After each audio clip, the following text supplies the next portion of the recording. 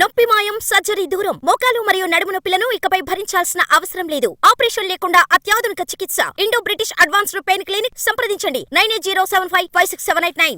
కేంద్ర మంత్రివర్గంలో వెలిగింది. 2 రాష్ట్రాలకు ప్రాధాన్యమిచ్చారు. మొత్తం 5గురికి సెంట్రల్ కేబినెట్ లో కీలక శాఖలు దక్కాయి. దీనిపై సర్వత్రా హర్షం వ్యక్తమవుతోంది. తెలుగు రాష్ట్రాలకు చెందిన 5గురికి కేంద్ర కేబినెట్ లో బెర్త్ దొరికింది. తెలంగాణ నుంచి కిషన్ రెడ్డికి, ఏపీ నుంచి రామ్మోహన్ నాయుడుకి కేబినెట్ హోదా దక్కగా బండి సంజయ్కి సహాయ మంత్రి పదవిచ్చారు. ఏపీ నుంచి మరో 2కి సహాయ మంత్రి హోదా ఇచ్చారు. కిషన్ రెడ్డికి కీలకమైన గనుల శాఖను కేటాయించారు. రామ్మోహన్ నాయుడుకు పౌర విమానయాన శాఖ బాధ్యతలు అప్పగించారు.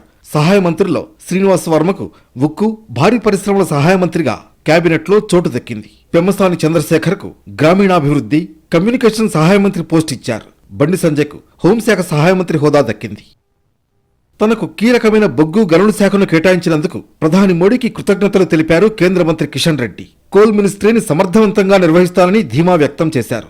విద్యుత్ ఉత్పత్తి, స్టీల్ ఫ్యాక్టరీలకు బొగ్గు కొరత లేకుండా చూస్తానని, ప్రైవేట్ సెక్టార్లో బొగ్గు కంపెనీలను సమన్వయం చేసుకుంటారని చెప్పారు ఆయన. నరేంద్ర మోడీ గారు వచ్చిన తర్వాత చాలా పెద్ద ఎత్తున మరి ఈరోజు బొగ్గు ఉత్పత్తి చేయడం ద్వారా, కోల్ ప్రొడక్షన్ పెంచడం ద్వారా ఈరోజు విద్యుత్ కోత లేనటువంటి నూతన భారతాన్ని నరేంద్ర మోడీ గారు ఆవిష్కరించారు. అన్ని రాష్ట్రాలలో కూడా ఈరోజు పవర్ గ్రిడ్ కనెక్టివిటీ పెంచి ఈరోజు విద్యుత్ కోత లేని దేశంగా నిర్మాణం చేయడం జరుగుతుంది. తప్పకుండా ఆ దిశలోనే మేము రానున్న రోజుల్లో బొగ్గు కొరత లేకుండా దాన్ని మరింతగా మరి ఏ రకంగా ఉత్పత్తి పెంచాలనేటువంటి విషయంలో కూడా ఆలోచన చేస్తామనే విషయాన్ని ఈ సందర్భంగా మనవిస్తున్నాం. తనను కేంద్ర మంత్రివర్గంలోకి తీసుకోవడం పట్ల శ్రీనివాస్ వర్మ హర్షం వ్యక్తం చేశారు. ప్రధాని మోడీకి కృతజ్ఞతలు తెలిపారు.